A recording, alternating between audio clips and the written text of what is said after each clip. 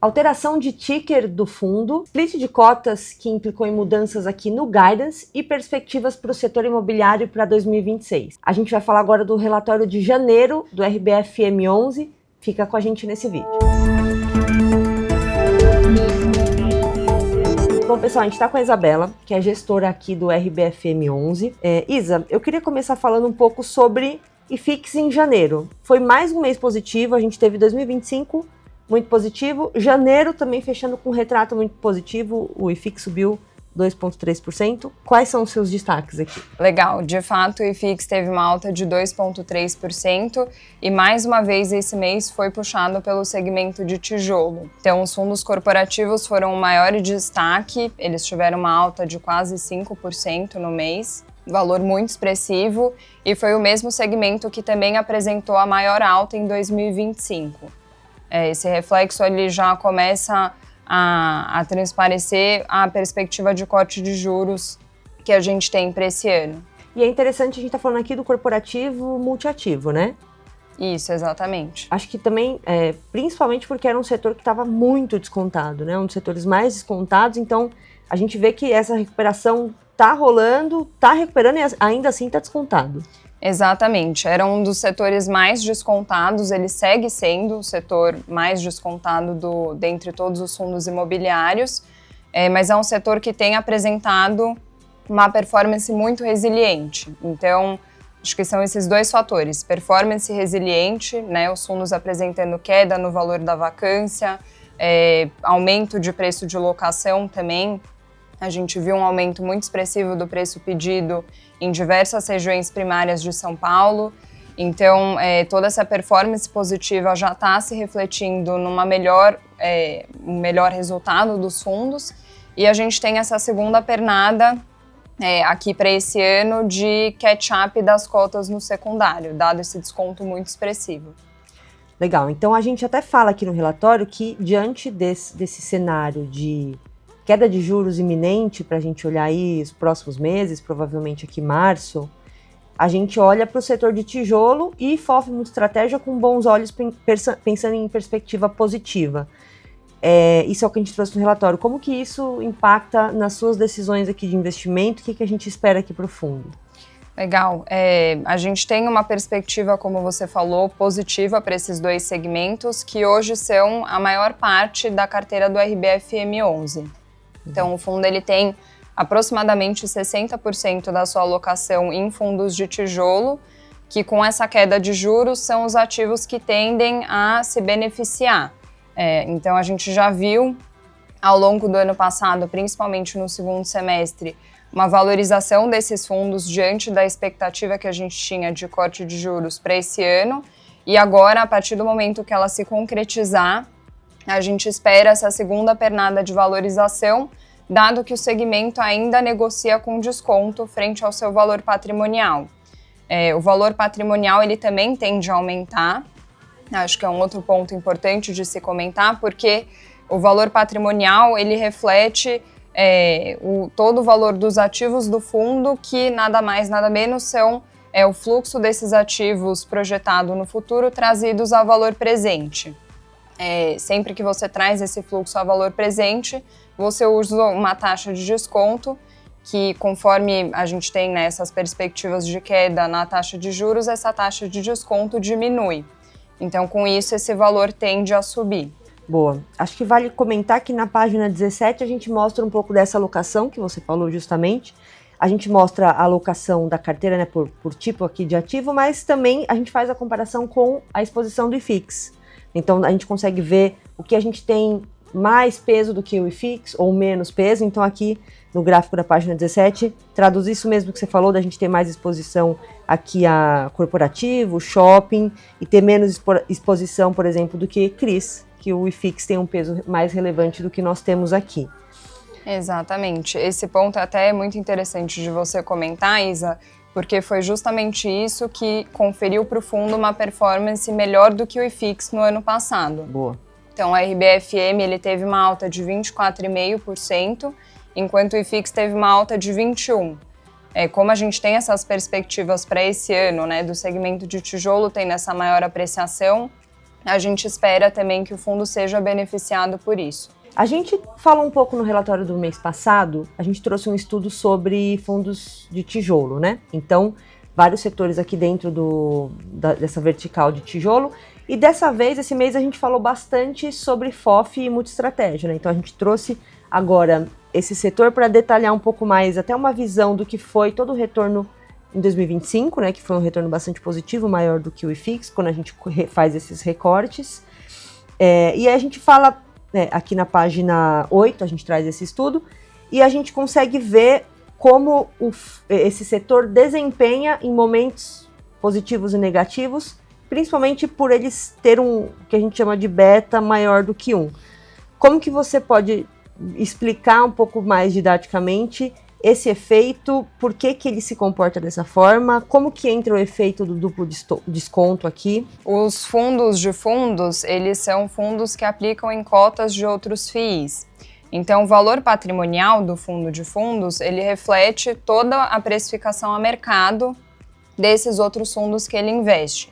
Então, aqui a gente tem um efeito duplo, porque conforme esses fundos que ele investe vão valorizando, a gente tem uma valorização do valor patrimonial do fundo e a cota mercado sempre tende a acompanhar essa valorização também. Então, por isso que a gente diz que em momentos onde o IFIX tende a ir bem, tende a ter uma valorização expressiva, os FOFs tendem a superar, porque o valor patrimonial dos fundos costuma crescer bastante e a gente tem ali a cota mercado acompanhando essa valorização. No caso dos FOFs, a gente viu isso acontecendo no ano passado e a gente até trouxe um estudo em outros anos também, onde a gente teve uma apreciação relevante do IFIX, que a grande maioria dos fundos teve uma performance superior ao índice, mas é muito interessante porque mesmo os fundos tendo essa apreciação relevante, quando a gente olha hoje para a cotação desses fundos, ela ainda está com um desconto frente ao valor patrimonial. E é justamente aí que entra o duplo desconto. A gente tem essa primeira perna, que é o valor do fundo hoje na bolsa versus o seu valor patrimonial, e uma segunda perna, que são dos fundos que esse fundo investe versus o valor patrimonial desses próprios fundos. Então, por exemplo, quando a gente olha para o RBFM11, o RBFM11 hoje negocia com quase 20% de desconto frente ao seu valor patrimonial. Mas como os fundos que ele investe também estão descontados frente aos seus valores patrimoniais, o potencial de retorno total que a gente coloca em uma das páginas do relatório é de quase 40%. Então, um valor muito expressivo, o que dá para o setor uma perspectiva muito positiva de resultado. Boa, ele funciona quase como uma sanfona, né? Porque uma banda puxa a outra, né? Então esse valor, conforme ele vai comendo essa diferença, você também vai comendo essa diferença entre valor e preço da própria casca, que a gente está falando que no caso é RBFM, né? Por isso que às vezes é até difícil, quando a gente não faz essa conta, é difícil do cotista conseguir ver o que é o duplo desconto, porque ele não vai aparecer mesmo, né? Na cota versus o que é o famoso PVP que a gente usa, né? O Price to Book Value. Porque ele está escondido ali, a gente não consegue ter com clareza essa precificação e isso a gente traz aqui no nosso relatório. E acho que a ideia de trazer esse estudo é justamente conseguir ajudar em termos de alocação, né? Assim, os cotistas, enfim, os investidores que estão olhando o momento de mercado e estão buscando formas de ganhar mais com esse cenário de redução de juros. Isso é uma possibilidade de alocação pensando em dados históricos, né? Então, foi assim que esse setor se comportou nesses últimos ciclos. Então, não quer dizer nenhum tipo de promessa de rentabilidade futura, mas a gente consegue ver como que os dados se comportaram no passado para pensar em uma alocação inteligente aqui, buscando essa alavanca de valorização dos FIIs. Bom, Isa, queria falar um pouquinho, antes da gente entrar nos próprios acontecimentos aqui de ajuste do fundo, né, nessa nova tese que foi aprovada no final do ano. Vamos falar um pouquinho desse gráfico da página 9. A gente fala de perspectivas para 2026 e a gente traz o que a gente chama de spread entre o que o segmento de FOF Multiestratégia paga versus o que a NTN-B 35 paga. Por que a gente traz um histórico tão longo e o que esse spread significa? Como que o investidor consegue ler de forma mais clara o que esse gráfico passa para ele? O spread é a diferença, né, entre esses dois valores. Então, o dividend yield dos FOFs e fundos multi-estratégia e o cupom da NTNB, a gente sempre compara com o vencimento em 2035, porque fundo imobiliário é sempre um investimento visando o longo prazo. E a gente faz uma comparação com esse título porque ele é um título com juros semestrais, né, que então se assemelharia ao dividendo mensal recorrente que a gente tem, mas esse é o prazo mais curto que a gente consegue encontrar em um título público, e ele é um título IPCA+, assim como o investimento em fundos imobiliários, dado que, né, você tem aquela expectativa de que os contratos de locação sejam reajustados ao IPCA a cada final do ano. Então, a gente sempre faz essa comparação entre os fundos imobiliários e o título da NTNB longa, que a gente chama, com vencimento mais no longo prazo. A gente gosta sempre de olhar o histórico para ver quanto que essa diferença ela se comporta na média, né? Então, em momentos onde a gente tem o valor dessa diferença muito maior do que a média histórica, isso pode indicar que os fundos de fundos estão negociando a um preço atrativo, dado que eles pagam mais do que eles costumaram a pagar na média comparado com esse título público. Hoje, quando a gente olha para essa diferença, de fato ela está bastante acima. E acho que é interessante da gente observar que o resultado de um fundo de fundos, ele tem ali duas linhas principais, né, de receita que compõem esse resultado. A receita recorrente, que são dos dividendos dos fundos que eles recebem, e a linha de ganho de capital. E a partir do momento que você tem o IFIX subindo, a cotação dos fundos imobiliários embicando para cima, os FOFs voltam a conseguir realizar mais ganho de capital. Então, esse dividend yield tende a aumentar também. Então, acho que é interessante pensar nessa dinâmica e olhar não só na relação de preço sobre valor patrimonial, mas também para esse outro indicador nesse momento. Boa, ótimo, Isa. Bom, vamos entrar agora então no fundo. A gente teve alterações bem significativas, a gente já trouxe isso no último relatório, mas em dezembro a gente mudou o nome do fundo, né? Os cotistas aprovaram essa mudança no fundo. Em janeiro o que a gente traz é a alteração do ticker, que mudou aqui para RBFM11, e o desdobramento de cotas, né? De 1 para 5. Até a gente traz um desenho na página 9 que mostra como que essa fotografia muda, né? Então, o cotista que tinha uma cota passa a ter 5 cotas, né? O cotista que, enfim, tinha 2 cotas passa a ter 10 cotas, assim por diante. A questão é que o valor, ele também é ajustado na mesma proporção, né? Então, o que importa é que, no total, a sua posição permanece a mesma, não tem nenhum ajuste quanto a isso. O que a gente deve olhar agora é mais cotas em negociação, com o objetivo de ter mais liquidez, né? Tão simples quanto isso. Exatamente. Boa. Eu acho que aqui seria interessante a gente trazer para o guidance, porque o guidance, a gente reprocessou esse guidance por conta desse novo patamar de cotas. Você quer explicar um pouquinho esse efeito? Claro, sim. Como os cotistas passaram a deter mais cotas em negociação, a gente faz 3 ajustes, né, principais. Então, o ajuste na quantidade de cotas do fundo, um ajuste na precificação por cota do fundo e um ajuste no dividendo por cota do fundo. O valor nominal cheio não altera, como você comentou. Mas para que a gente pudesse trazer esse novo guidance e comparar ele com o passado, a gente precisa deixar tudo na mesma base. Então, foi isso que a gente trouxe nesse novo guidance, onde a gente trouxe, né, a nova banda inferior como 10 centavos e a nova banda superior como 11 centavos, e nós fizemos uma distribuição de 0, 10, 6 por cota. Então, um valor quebrado. E aí o pessoal vai começar a ter um pouco mais esse valor nominal na cabeça, dos 10 centavos e pouquinho, diferente do que a gente tinha antes, que eram 50 centavos e pouquinho, né?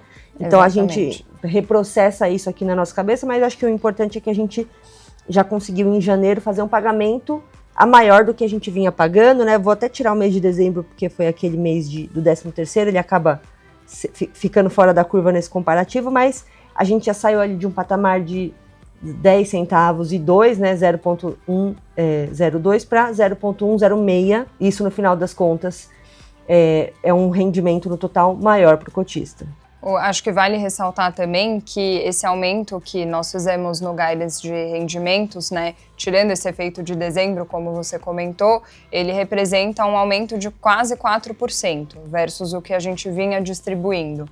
E isso reflete um trabalho muito ativo que nós fizemos ao longo do ano passado de aumentar o resultado recorrente do fundo. O principal objetivo do fundo é ser um fundo pagador de dividendos recorrentes e lineares para os cotistas. Por isso que esses aumentos eles vão sendo feitos de pouquinho em pouquinho, porque a nossa intenção é, logicamente, sempre que o fundo entregue resultados melhores, em que então desse patamar ele suba para mais, né?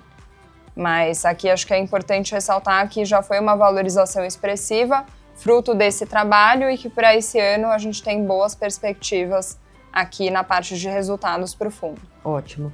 Então, mais para a gente concluir, vamos falar um pouquinho de como foi a performance do fundo no mês. A gente traz aqui na página 10 essa atribuição de performance. A gente teve aqui, acho que um destaque principalmente para os fundos de papel aqui na carteira em janeiro, né?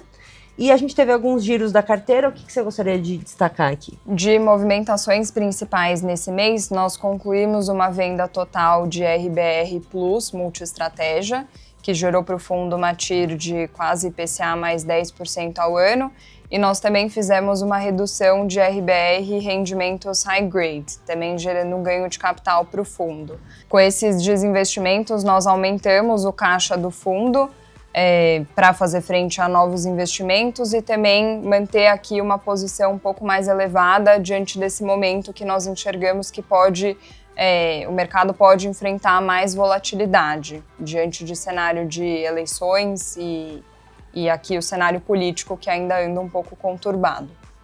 Perfeito. E aqui até comentando na página 16, agora a gente traz um pouco mais da alocação da carteira, até olhando para a nova natureza do fundo, né, que deixou de ser um FOF e agora é um multiestratégia imobiliário, porque aqui a gente já começa a ter espaço para não falar mais só de fundos imobiliários, né, temos outros potenciais tipos de investimento, seja em desenvolvimento, ações, enfim, CRI diretamente. Então, vocês também conseguem acompanhar essas novas alocações aqui na página 16. Sim, exatamente. Nós fizemos essa nova estrutura. Por enquanto, o fundo continua com uma aplicação 100% em cotas de FII, mas já com esse novo modelo de relatório vai ser possível os cotistas acompanharem os novos investimentos que forem feitos nessas outras classes de ativos. Legal. Bom, a gente encerra por aqui então a leitura do relatório de janeiro do RBFM11. Todo mês estamos por aqui, mandem dúvidas, sugestões aqui nos comentários que a gente traz aqui para o vídeo também. Muito obrigada, pessoal, e até a próxima. Obrigada.